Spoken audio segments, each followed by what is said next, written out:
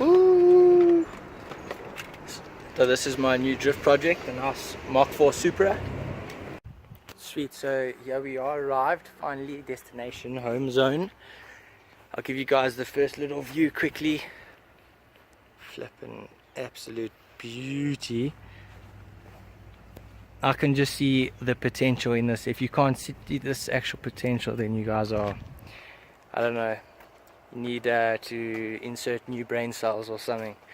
Upgraded brakes, I'm gonna have to get full new wheels and stuff. It's got a front bumper over there, which I actually do have. It's inside. So as you can see, I just had these two chassis legs over here straightened. You can see inside there it was bent over there, so I just had it machined and straightened in. Here is the tunnel. I'm gonna put my gearbox and engine in there. Then the interior, you can see over here, has a cage in it. It just has to get tidied up. I'm going to re-sand down everything and redo this cage, add some few bars to it, to the interior. Let's get this project started. Okay, so our plan now, pretty much, I'm just going to give you guys a quick overview of the car here. I got this Supra, as you can see here, it's got massive over fenders at the back here, but all this fiberglass here is all cracked, so I'm going to have to redo that. So I'll be doing some how-to fiberglass videos as well. I just bought myself some rims, going to change up the rims. I got to get spacers at the back, which are like about 100mm massive ones. So I'm going to redo this all. I think they got just a paint which is peeling here. It looks a bit like a wrap, but it's not. So as you guys can see, there's fiberglass work absolutely everywhere to be done on here. There's big cracks over there, cracks over there, cracks over there. So I'm going to be doing that. For now, I'm just going to go inside. I'm going to strip this all. I'm going to give it all a bit of a clean first. I'm going to clean inside the dash. Going to pull this all out, see behind it if we got any relays and fuse boxes and stuff, and see what we actually got to work with here as far as the wiring situation. Then I've got to, so as you can see, I already got a cage in here, but I don't think it's going to pass the South African Supadrift scrutineering process. So I'm going to get the information off the internet and see, and then I'm going to add in some cage bars and stuff. So I got to go buy myself a TIG welder.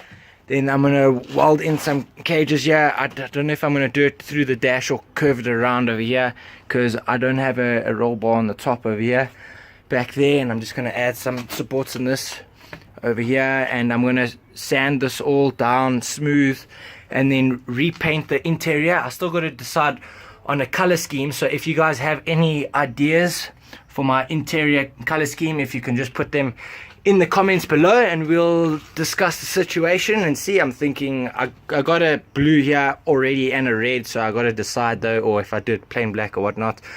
I'm gonna pull this steering column off over here because I don't need indicators and stuff. I've got to find myself a quick release drift steering wheel with the suede exterior, quick release.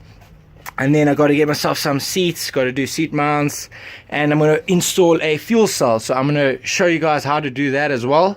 Fuel cell install. I'm going to pull the stock one out, or I might even keep the stock one in there because I don't know, it could be good. If you guys have any experience as well with this stock Supra fuel tanks and you turn them into track cars and it's still fine, then if you guys can tell me what I should do there. And then yeah, I think I'm just going to tidy this all up and see how I can have this done, because I want this car to be a competition car, but I want it to look amazing. It can't just be a scrappy, you know, cuck job. I want it to look absolutely epic. So I'm gonna go get the hose pipe and stuff now, and then I'm gonna have the hood pulled off quickly. I just pulled off my clip pin over here, and I'm gonna start cleaning up in here. And then I'm gonna stitch weld or seam weld the whole front end of this car before anything goes any further. So yeah, cool guys, off to Builder's Warehouse, gonna buy myself some tools and check what's happening.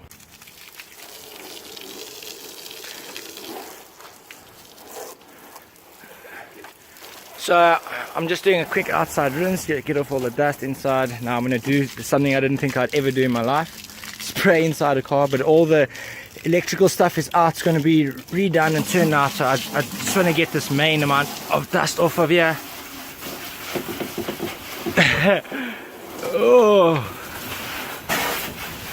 this thing is covered in dust. Oh, I didn't think I'd ever do this to the inside of a Supra.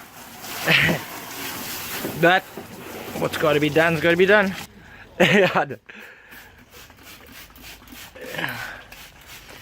Some clean green over here quickly. Just a few more spots. Main areas on the dash was terrible.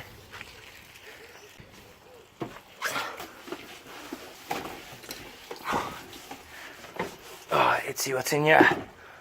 Oh, at least it opens and works. This stuff, a little quick overview. There we go. I'm just giving it a bit of clean so I don't have any spiders chow me while I start working on it.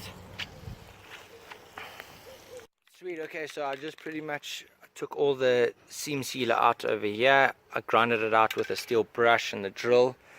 There we go, that little tool saves millions of man hours. And then I grinded all the seam sealer out because I'm going to stitch weld the whole front end of the car. So every spot here about an inch apart, I'm going to stitch weld the whole front of the car there and there as well. And I'm going to do some of the interior and stuff. And why you do that is to add rigidity to the car after I put the engine in. Because the whole front end of the car has been chopped off, I'm going to have a tube front end, so adding rigidity obviously helps with driver feel and car handling. So I'm going to do that. And now just because the car's outside and my carport isn't finished yet, I'm just going to quickly spray this black so that it won't get any rust while it's under the rain and the elements of the sun. Then yeah, sweet guys, I'll carry on.